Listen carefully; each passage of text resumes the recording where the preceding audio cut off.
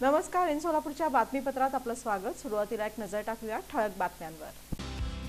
या हेडलाईन्सचे प्रायोजक आहेत सोलापुरातील नावाजलेले 7 हिल्स मेन्सवेअर अँड कलेक्शन. आता बेस्ट क्वालिटी आणि परफेक्ट फिटिंग फक्त 7 हिल्स मध्येच.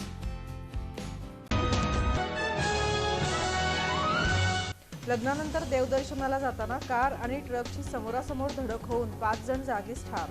बार्शी ते पांगरी रस्त्यावर घडला भीषण अपघात. ठाकरे बंधू वारंवार येतात एकत्र पण करत नाहीत जाहीर काहीच. त्यांना कोणाची भीती वाटते का? मंत्री आशिष शेलार यांचा सवाल.